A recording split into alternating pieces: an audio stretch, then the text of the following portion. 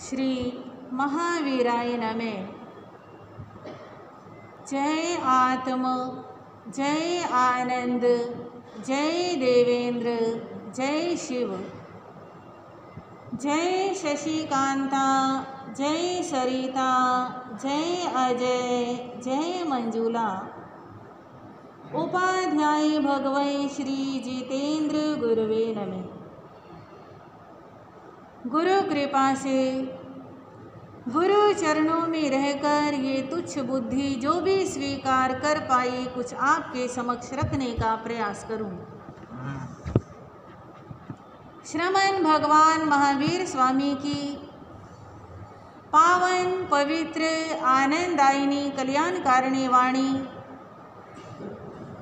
जिसमें आप श्रवण कर रहे हैं श्री धन्ना कुमार का जीवन चारित्र।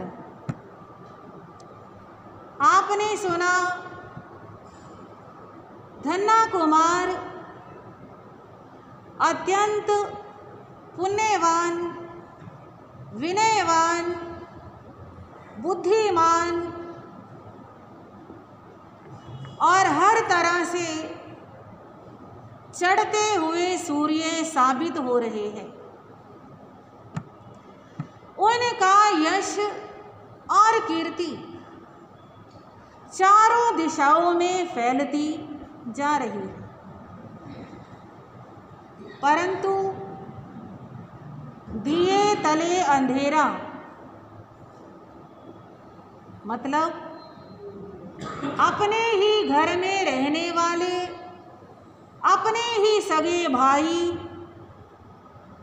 धन्ना के गुणों से, उसके सौभाग्य से, अपनी ईर्ष्या के कारण, अपने वैर के कारण वंचित हो रहे हैं। चाहते तो हर समय धन्ना के साथ रहते, हर कार्य करने से पहले धन्ना से सलाह लेते, और दुनिया के लोग भी जब कोई काम करते हैं तो पहले धन्ना से पूछ लेते हैं, सलाह ले लेते हैं। सबको विश्वास है कि जो काम धन्ना बताएगा वो हमेशा अच्छा ही होगा, पर अपने भाइयों को कोई विश्वास नहीं, और विश्वास नहीं है, प्रेम नहीं है, ये तो है ही। अपने भाई की जड़ काटने में हर समय लगे रहते। धन्ना मृतक सेठ का पलंग लेकर के आया,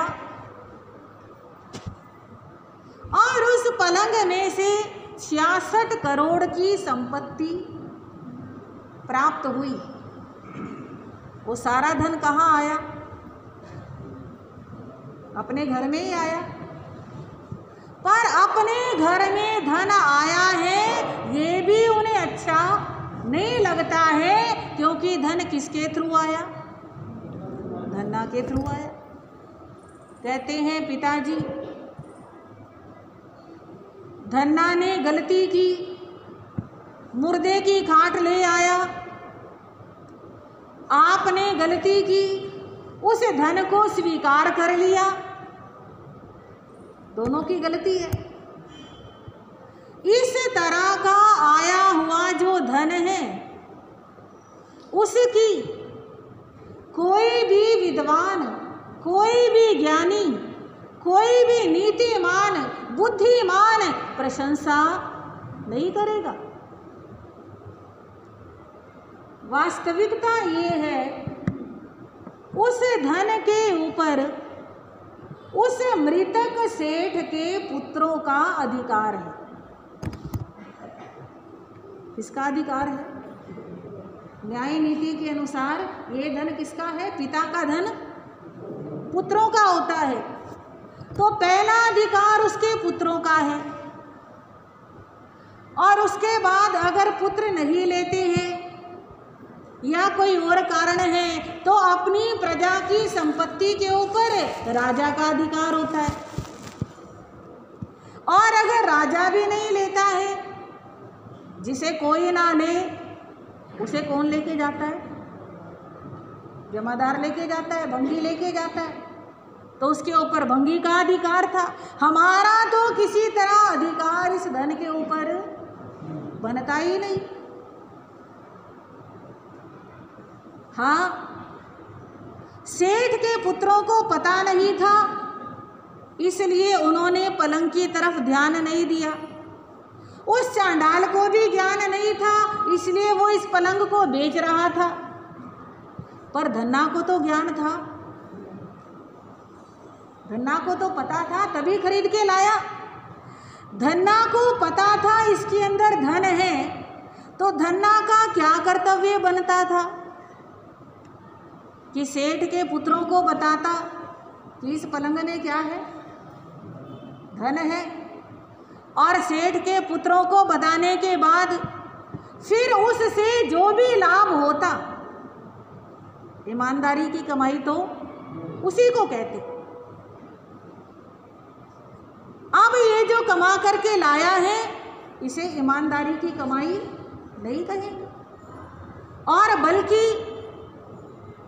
जग में निंदा अलग हो रही है। सारे नगरवासी क्या कह रहे हैं? धन्ना ने मुर्दे का पलंग खरीद लिया, धन्ना ने मुर्दे का पलंग खरीद लिया, अपने घर में ले आया। ये तो भला हो कि इस धन के बारे में किसी को पता नहीं है। अगर धन के बारे में पता चल जाए तो लोग क्या कहेंगे? धन के लालच में धन्ना ने क्या खरीद लिया? मुर्दे का पलंग खरीद लिया। सब तरफ थू थू हो रही है और आप बाप बेटा प्रसन्न हो रहे हैं कि इतना धन आ गया, इतना धन आ गया, इतना धन आ गया।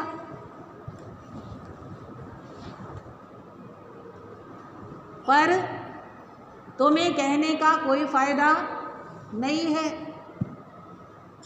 तुम्हारी आंखों पर तो धन्ना के प्रति ममता का चश्मा चढ़ा है। तुम्हें तो केवल धन्ना ही धन्ना नजर आता है। धन्ना जो कर दे वो सब कुछ नजर ठीक आता है आपको, और हम जो कर दे वो गलत दिखता है। धन्ना जो कर दे वो सही दिखता है। ऐसा लगता है सारी दुनिया में एक धन्ना ईमानदार है, एक आप ईमानदार हो, बाकी तो सब बेईमान है। पर ज़्यादा बोलने से क्या फायदा? तीनों पुत्र अपने मन की भड़ास निकाल करके वहाँ से उठ करके चले जाते हैं। उस धन का धन्ना सदुपयोग करता है। एक रतन को बेच करके पूरे परिवार का, पूरे नगर का भोजन कराता है, और बाकी रत्नों को अपनी तीनों भाभीयों में बांट देता है। और धन लेकर के भाभियाँ बड़ी प्रसन्न होती हैं और कहती हैं, धन्ना तुम्हारे जैसा हमने दुनिया में कोई इंसान देखा नहीं। अपने लिए आपके मन में जरा सी भी चिंता नहीं है कि मैं अपने लिए कुछ रख लूं, मेरा भी विवाह होगा, मेरे को भी धन की जरूरत पड़ेगी। अपने लिए तो एक पाई भी नहीं बचाते हो, सारा धन बांट देते हो। अब धन्ना कहने लगा, भाभी जी आप बस एक बात का ध्यान रखें, आप मेरे को स्नेह करती हो, इस स्नेह को अपने मन में रखें। इस स्नेह का प्रदर्शन, आप मेरे गुण गाती हो, मेरे यश गाती हो, वो मेरे भाई को मेरे भाइयों को सुहाते नहीं हैं, वे और ज़्यादा परेशान हो जाते हैं। इसलिए मेरी विनती मानो, आप मेरी प्रशंसा ना किया करो, बस मेरे को अपने पुत्र के समान समझो। भाभियाँ कहती हैं, हम प्रशंसा करते हैं, कोई झूठी प्रशंसा थोड़ी करते हैं। आपके अंदर इतनी विशालता है, इतनी उदारता है, धन देने का गुण है, इसलिए आपकी प्रशंसा होती है। हम कोई चापलूसी नहीं करते, हम कोई असत्य वचन नहीं बोलते, जो गुण है वही गुण बोलते हैं। अब जो गुण है वो भी नहीं बोलेंगे तो फिर और जिसमें गुण है उसकी बात तो कहनी ही चाहिए। जिस इंसान में बुराई होती है वो तो हम कई कई बार दोहराते हैं, किसी किसी के सामने बताते हैं, पर किसी में गुण है, अच्छाई है, वो भी सबके सामने बतानी चाहिए। हम जानती हैं आप गुणों की खान हो और हमारे पति गुणों से बिल्कुल हीन है। वे गुणों के प्रति द्वेष रखते हैं, वे हमारे पति हैं, पर जो उनमें अवगुण है वो कहा भी जाएगा, और आप में जो गुण है वो भी कहा जाएगा। इसलिए हम आपकी झूठी प्रशंसा नहीं करते हैं, हम सच्ची बात कहते हैं। पर फिर भी अगर आप कहते हो हम आपके गुण ना गाया करें तो मान ली हमने आपकी बात, हम आपके गुण नहीं गाएंगे, हम आपकी प्रशंसा नहीं करेंगे। पर हमारे तीनों के चुप हो जाने से क्या आपका फैलता हुआ यश रुक जाएगा? केवल हम तीन ही ऐसी थोड़ी हैं जो आपके गुण गाती हैं। आपके गुण तो सारे नगर निवासी गाते हैं, दूर दूर तक के लोग आपके गुण गाते हैं। आपका यश तो फैलता ही रहेगा। अब धन्ना विचार करने लगा, एक तरफ भाभियाँ हैं, एक तरफ भाई हैं, एक तरफ माता पिता हैं। समझ लो सारी दुनिया एक तरफ और तीन भाई एक तरफ। चिंतन करता है धन्ना, मैं क्या करूं? मेरे भाई मेरे से इतनी ईर्ष्या करते हैं, मेरे भाई मेरी शक्ल देखना तो दूर, मेरे से बात करना तो दूर, मेरा नाम भी सुनना पसंद नहीं करते हैं। पर मैं क्या करूं? अपने भाइयों को खुश रखने के लिए मैं उनकी पूरी विनय करता हूँ, उनको प्रणाम करता हूँ, पैर छूता हूँ, हर तरह से मन से वचन से काया से उनका आदर करता हूँ। पर मेरा वो आदर भी भाइयों को क्या लगता है? अपमान लगता है। वो कहते हैं कि हाँ ये ऐसे हमारे आगे हाथ जोड़ करके हमारा क्या कर रहा है? अपमान कर रहा है। जब दृष्टि खराब हो जाती है ना तो अच्छी चीज़ भी खराब लगने लग जाती है। मैं भाइयों का सम्मान करता हूँ और मेरे द्वारा किया गया सम्मान भी भाइयों को अच्छा नहीं लगता है, तो मैं क्या करूँ? क्या अपने भाइयों को खुश रखने के लिए, उन्हें संतुष्ट रखने के लिए उल्टे काम करना शुरू कर दूँ? हाँ जी, मैं अच्छे काम करता हूँ, मेरे को धन मिलता है, इज्जत मिलती है, तो भाई नाराज होते हैं। तो इसका मतलब क्या मैं खराब काम करना शुरू कर दूँ?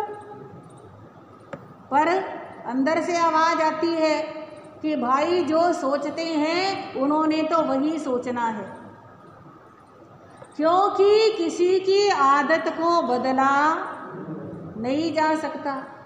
मैं कितना भी अच्छा प्रयास कर लूं, खराब सोचना उनकी आदत बन चुकी है, वे तो खराब ही सोचेंगे। उनके पीछे लग करके मैं अपना बुरा क्यों करूं? मेरे को तो अच्छाई के रास्ते पे ही चलना है और अपनी तरफ से अच्छा ही प्रयास करना है। इस प्रकार धन्ना अपनी धुन में मस्त है। धन्ना अपनी लगन से लगा हुआ है। एक दिन नगर में परिभ्रमण कर रहा था। रास्ते में एक बहुत बड़े घर के सामने उसने बहुत सारी रेत पड़ी देखी। रेत होती है ना, बालू मिट्टी। उस रेत को देख करके धन्ना की आंखें चमक गई। हर चीज में गुण होता है, गुणों को परखने के लिए नजर चाहिए। इस दुनिया में कोई भी चीज बेकार नहीं है, हर चीज का सदुपयोग हो सकता है, पर करने वाले करते हैं और ना करने वाले अच्छी से अच्छी चीज को भी खराब समझ के फेंक देते हैं, और जिन्होंने उपयोग करना है वे खराब चीज का भी उपयोग कर लेते। उस रेत को देख करके धन्ना ने उस घर के मालिक से बात की कि भाई साहब, ये रेत आपने अपने घर के बाहर क्यों गिरा रखी है? घर का मालिक कहने लगा, ये रेत पता नहीं कब हमारे किसी बुजुर्ग ने, कब किसी दादा परदादा सरदादा ने रखी होगी, हमें पता भी नहीं है। इतने बड़े बड़े घड़ों में ये रेत भर करके कोठे में रखी हुई थी। हमारे अब आपस में बंटवारे हो गए, सारा सामान तो बांट लिया, अब ये रेत किस काम आएगी? हो सकता है जिस जमाने में रेत रखी होगी उस जमाने में रेत महंगी मिलती होगी या मुश्किल से मिलती होगी।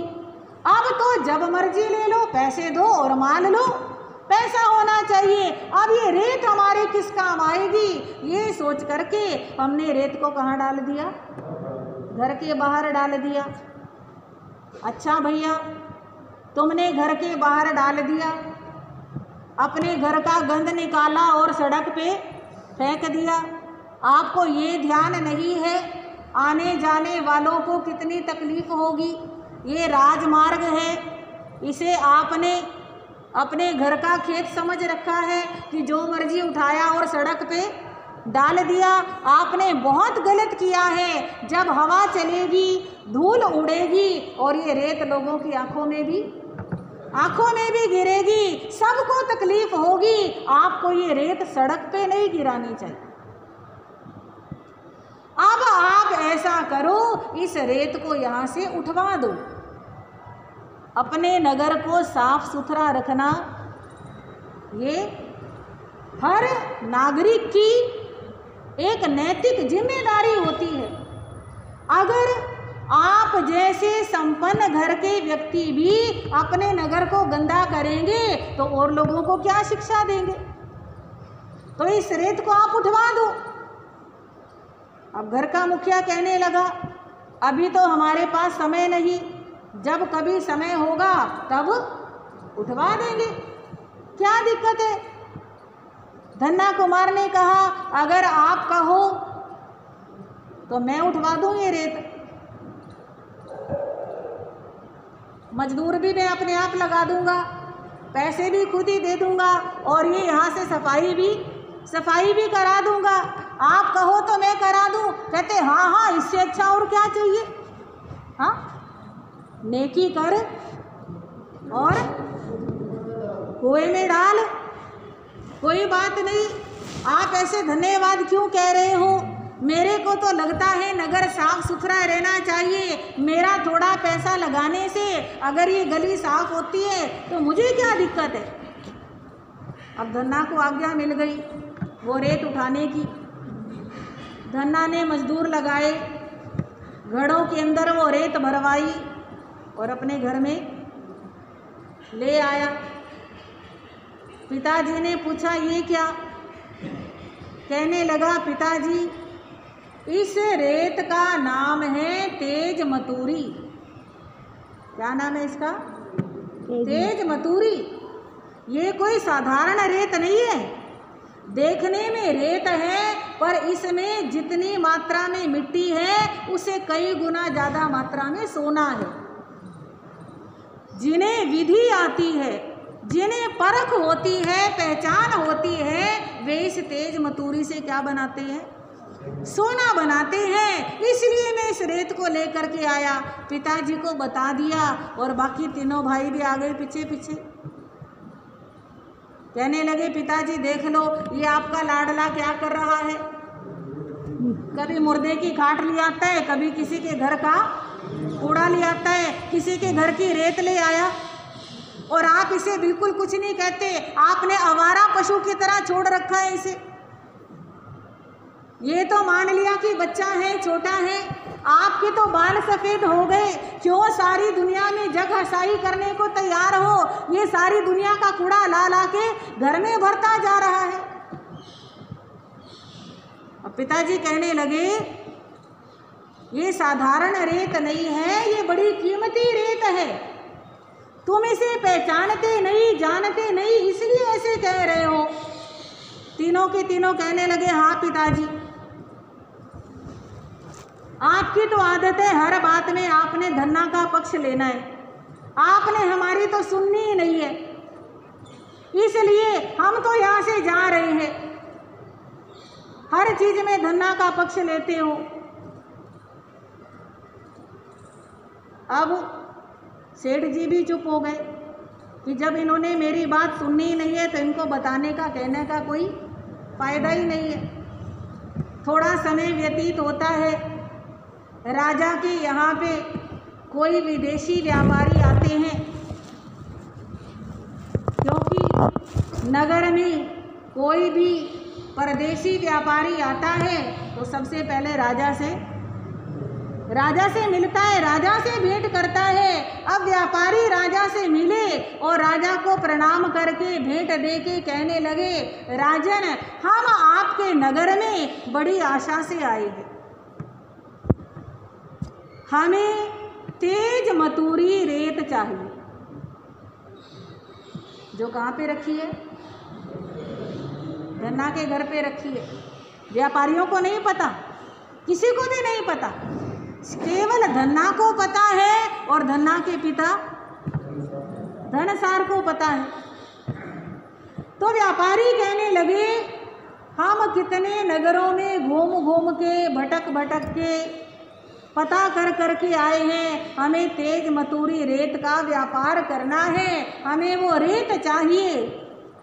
आपके नगर से हमें आशा है, जो सामान कहीं और नहीं मिलता वो आपके नगर में मिलता है, इसलिए कृपा करो हमें तेज मतूरी रेत उपलब्ध कराओ।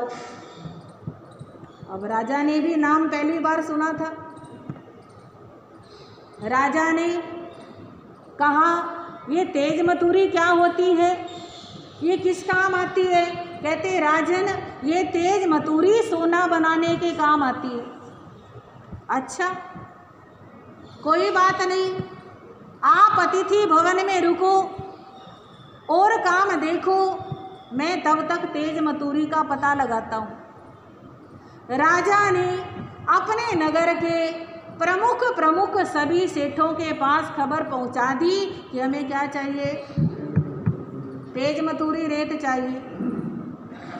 अब सारे व्यापारी, सारे सेठ आपस में बात करते हैं, तेज मतूरी कहाँ मिलेगी, हमारे पास तो है नहीं, हमने तो देखी भी नहीं, कहाँ से मिलेगी।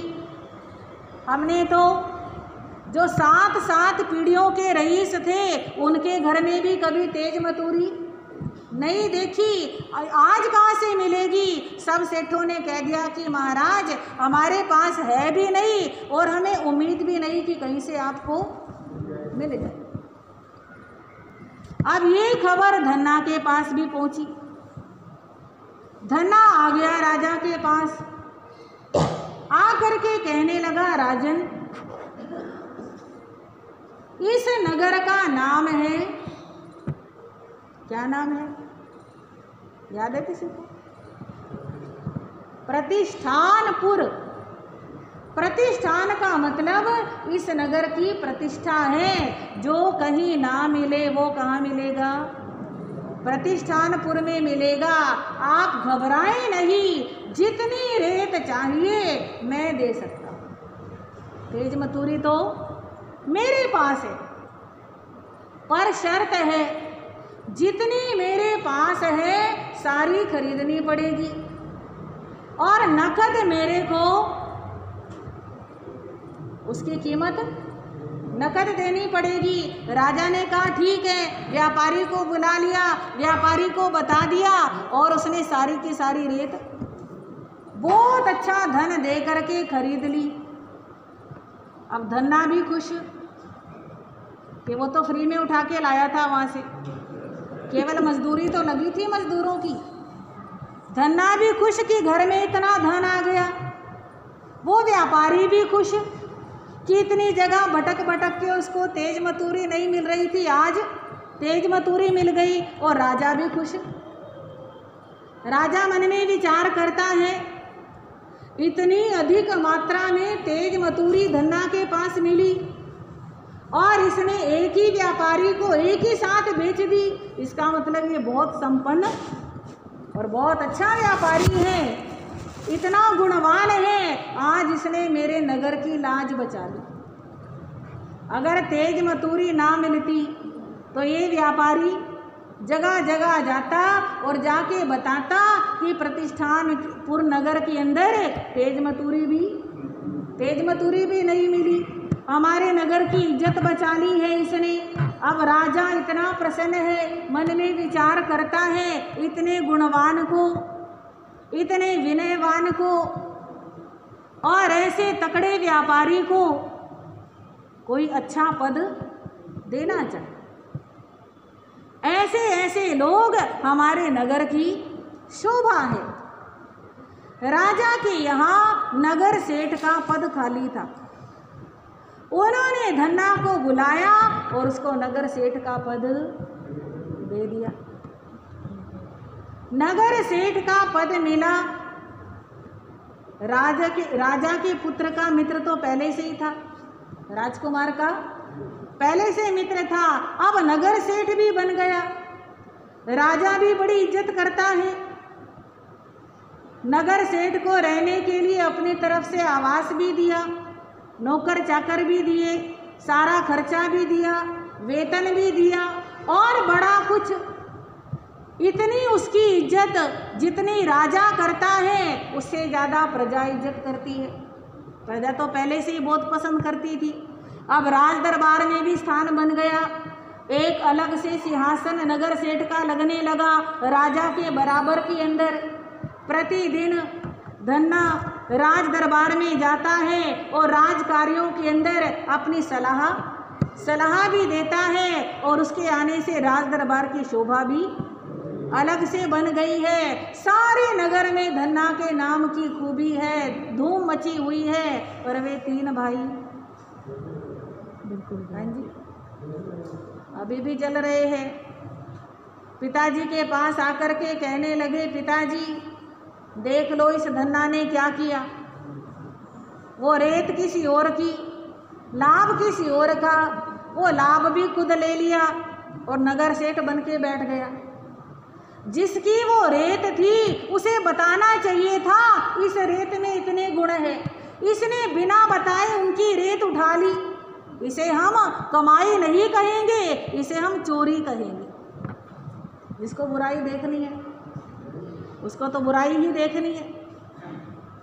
और देख लो पिताजी नगर सेठ बन के बैठ गया। आप क्या मर गए थे, हम तीनों क्या मर गए थे। जो ये सबसे छोटा होकर के भी क्या बन गया, नगर सेठ बन गया। लोग क्या कहेंगे, बाप भी ऐसे बैठा है, तीनों बड़े भाई भी ऐसे बैठे हैं और छोटा क्या बन गया, नगर सेठ बन गया।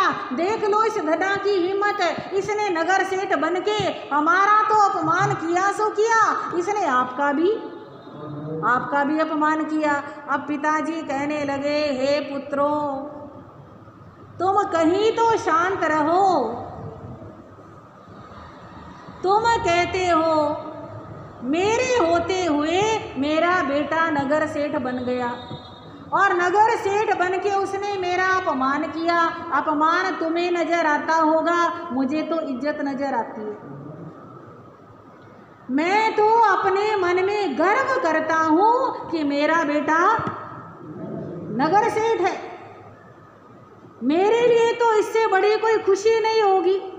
पिता के सामने अगर बेटा ज़्यादा कमाई करता है, अगर ज़्यादा यश कमाता है, ज़्यादा अच्छा पद प्राप्त करता है, तो कौन पिता होगा जिसे दुख होगा और अपमान महसूस होगा?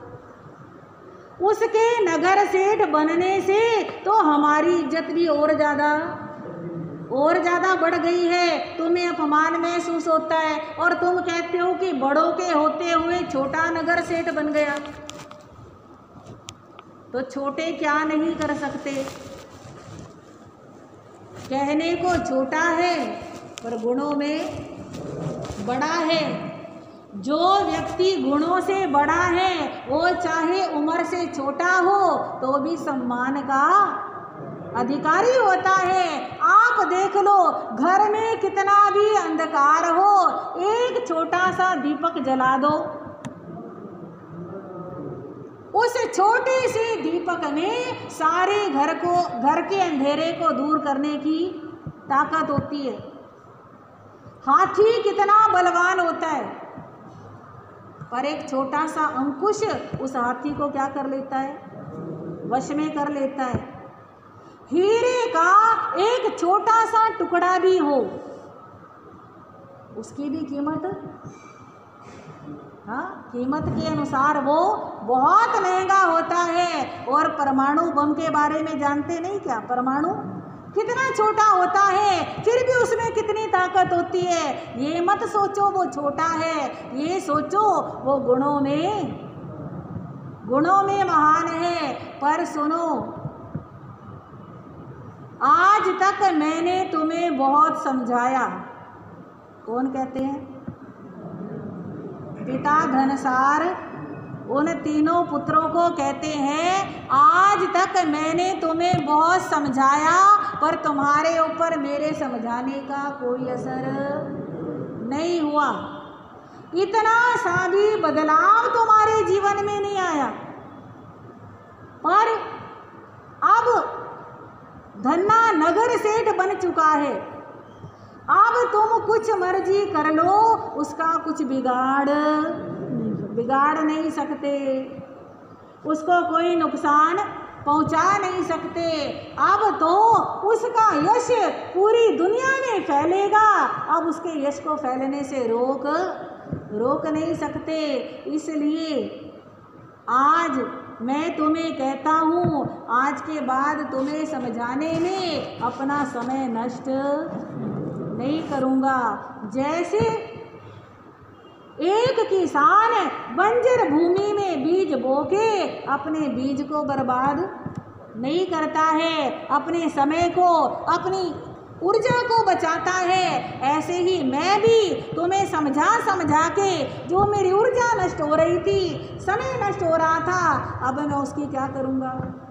रक्षा करूँगा। तुम्हें जो करना है करो, उससे ईर्ष्या करनी है ईर्ष्या करो, उसकी बदनामी करनी है बदनामी करो, जो करना है करो, कर्म करते रहो और फल भोगते रहो। मैं तुम्हारी करने के बीच में नहीं आऊँगा। अब ऐसा कह के पिताजी उठ कर के चले गए और वे तीनों भी एक दूसरे की तरफ देखते हैं। शर्म अब भी नहीं आती, अब भी मन के अंदर एक विचार है कि वाह देखो पिताजी हमें समझा के हार चुके हैं, पर हम भी पक्के पीर निकले, एक भी बात का असर नहीं हुआ। सारी कोशिशें पिताजी की नाकाम कर दी और अब तो पिताजी हमें रोकेंगे भी नहीं, अब तो हमें टोकेंगे भी नहीं। अभी तक तो हमें फिर भी इस बात का डर था कि पिताजी क्या कहेंगे, अब तो वो डर भी निकल गया, वो डर भी खत्म हो गया। अब तो हम जो चाहें वो कर सकते हैं। पक्के ढीठ की तरह वे तीनों आपस में मीटिंग करते हैं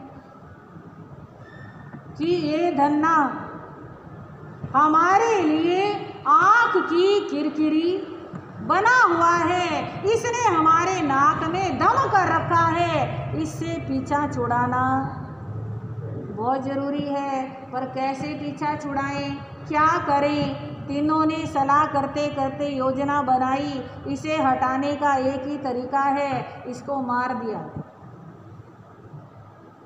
क्या कर दिया जाए। और योजना बना ली, ऐसे ऐसे करके हम इसका काम खत्म कर देंगे। जिस समय उन्होंने योजना बनाई, अब वो तीनों भाभियां उन्होंने सुन लिया और मन में विचार किया, कुछ भी हो हमें इस विषय में अपने देवर को सूचना जरूर देनी चाहिए।